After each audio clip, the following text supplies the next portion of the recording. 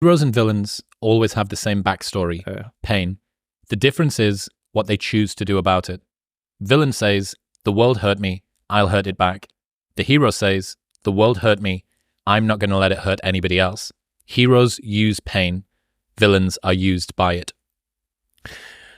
And full kudos here. This is a permutation of what Donald Miller said, who's a great writer, and he has a number of books. And he talked about the first element. The second element of that quote is the part that I added to it, about heroes using pain and villains being used by it. And so one of the things for people who are not where they want to be is that they have pain, like oodles of pain. And I remember when I was starting out, I was looking for passion. I was looking for purpose. I was like, I just want to find something that I'm motivated by. But it's the cat and the cheese. It's like we're looking for cheese, but we have all these cat behind us, and all we have to do is look and remember that they're behind us and chasing us. And so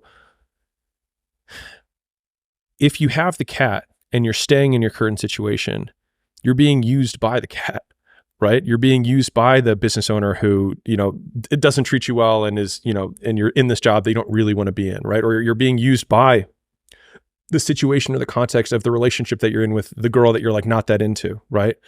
Versus saying like, this is terrible. And because of this terribleness, I now have something that I can run away from.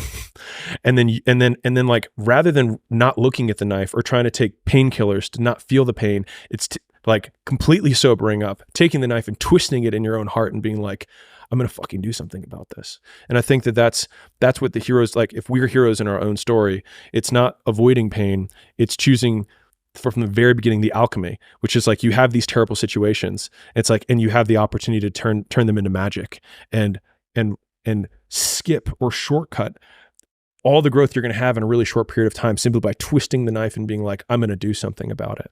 Yeah, I think because people presume in the beginning that passion and purpose and meaning and joy and fulfillment are the things that get people going. But as I've said, of all of the high performers that I've spoken to, the vast majority of them are driven by insufficiency and resentment and terrible parents or terrible upbringings or a chip on their shoulder about bullies in school. Pick your poison. They have decided to use that to create the activation energy, right? You can lower your action threshold and increase how many points you have to prove. It's like, oh, I want to live a better life. Yeah, that sounds good. It's like, I want to prove the bullies that said I was a worthless piece of shit in school wrong. It's like, that's some fucking potent fuel. I do believe that scaled over a long enough time, it's toxic. And I don't think that it's necessarily... How long?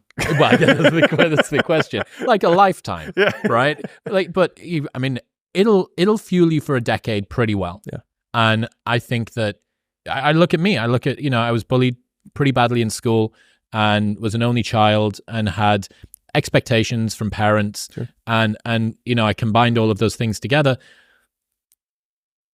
And I did have a chip on my shoulder, and I did want to prove to the world that I was worthwhile. And I did want people to realize that they had doubted the wrong person. Fuck yeah. Yeah, damn right I do. I think being really specific about your pain is helpful. So like, even being specific about the cheese, really specificity in general is helpful, but like even more so, like what is twisting the knife? Like how do you operationalize twisting the knife, right? Instead of being like, I hate my life, right? I hate the way Andrew makes me feel when he says that I'm a piece of shit and I'm not going to amount to anything, comma, because he's right. Like, why does it hurt me? Like if someone says, Alex, you're a piece of shit, you're not going to amount to anything. If someone accuses you of being poor or fat. Right. I'd be like, I have evidence to the contrary. So this will probably not bother me. But the things that bother us are the ones that have an element of truth, or sometimes not an element, are comprised almost entirely of truth, and we just don't want to look at it. And so I think it's the twisting the knife is looking in the mirror and saying, what if they're right? Forget to smash that like button.